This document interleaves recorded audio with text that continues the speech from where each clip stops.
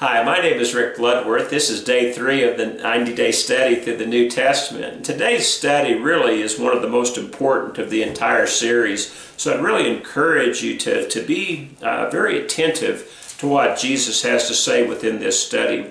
The chapters we're looking at today are from the book of Matthew, and there'll be chapters 7 through chapter 9. But it's chapter 7 I really want to call your attention to because of the truths that are contained within it. In Matthew chapter 7 and verse 13, Jesus says this, "Enter by the narrow gate, for the gate is wide and the way is easy that leads to destruction, and those who enter by it are many. For the gate is narrow and the way is hard that leads to life, and those who find it are few." Well, let me ask you this. Does this come as a surprise to you that many will go by the path that leads to destruction, but only a few will find the path that leads to life? See, we are told very often within the false religious circles that there are many different paths that lead to life, but Jesus talks about only 2 paths. He talks about the wide path and he talks about the narrow path. And it's only the narrow path, which is, by the way, hard, that leads to life. Is this something that you're willing to accept? Or would you prefer to just believe perhaps the lie that we can just do anything we want and be saved? Well, the fact is that most people are willing to do that. Most people are willing to believe the lie. But look what Jesus says as he goes on. In verse 21, "Not everyone who says to me, 'Lord, Lord,' will enter the kingdom of heaven, but the one who does the will of my Father who is in heaven. On that day many will say to me, 'Lord, Lord, did we not prophesy in your name, and cast out demons in your name, and do many mighty works in your name?' And then I will declare to them, 'I never knew you. Depart from me, you workers of lawlessness.'" You see, that's the key for the reason of why most people are going to go by the wide path. It's because they don't like the restrictions of Christ's laws. Now, we know we're not under the Old Testament law anymore, but the New Testament still contains many rules and requirements that we have to follow.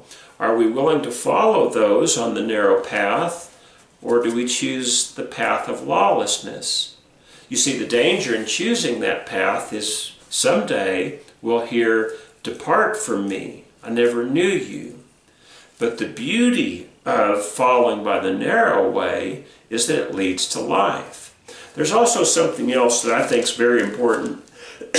Even though many people will be surprised on the day of judgment that they weren't on the right path, it's not because the right path is not possible to find. As a matter of fact, in Matthew chapter 7, verse 7, Jesus said, "Ask and it will be given to you, seek and you will find." And then in verse 8 he said, "Everyone who asks receives, and the one who seeks finds." So the truth is that if we'll really seek God's way, we can find it. The problem, I believe, lies in the fact that we're not always willing to do the work that's required to really find that which we're supposed to be looking for. It's a truth that Moses had shared with the Israelites some 1400 years earlier.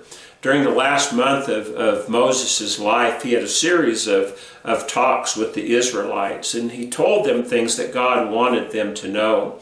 In Deuteronomy chapter 4, he talks about the fact that there will come a time many years later where they leave God, and because of this, God will allow enemies to carry them off into foreign lands. But then he tells them the secret to coming back. He says this in Deuteronomy chapter 4, verse 29. "If from there you seek the Lord your God, you will find him if you look for him with all your heart and with all your soul." You see, the seeking that has always been required by God and by Christ is an absolute seeking with every fiber of your being. In other words, all your heart and all your soul. But if we will seek them in their way with that type of fervor, we're going to find it someday. There was a salesman by the name of Albert Ian Gray who had a very popular pamphlet that was passed out to millions of salesmen throughout the years. And he had a statement within that I want to share with you. He said this: "The common denominator of success, the secret of success of every person who has been successful, lies in the fact that he or she formed the habit of doing things that failures don't like to do." Well, think about that for a moment. Successful people form the habit of doing things failures don't like to do. Haven't you found that out in your life? Isn't that true from the things you've discovered? Maybe you've gained a little too much weight and you decide to diet. Well, what does a diet do? It forms a habit of stopping you from doing the things that you did when you were gaining weight. In other words, you form a habit of eating right and of refraining from eating things that will cause you to gain weight.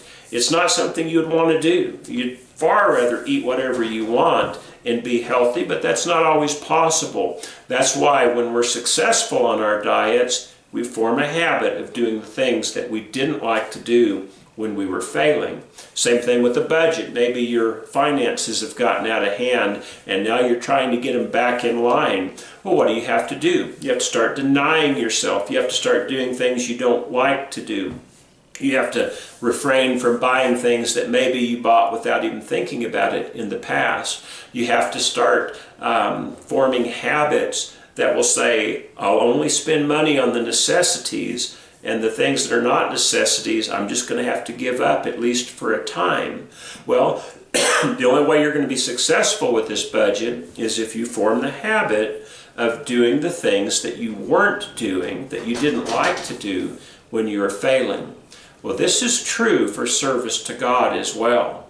Those who seek God, when they seek Him with all their heart and with all their soul, will find Him.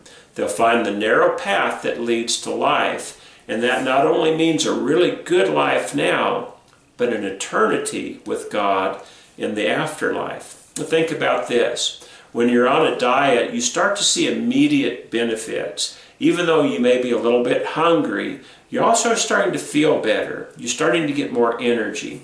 When you go on a budget, even though you might be doing things and denying yourself from doing things that you used to want to do, you're also finding the benefit, the satisfaction that comes from knowing that you're going in the right direction, from having enough money to pay the necessary bills. Well, it's true with Christianity as well.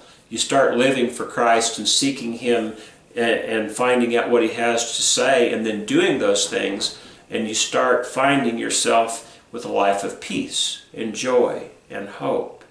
Well, again, I believe this is one of the most important studies that we'll have.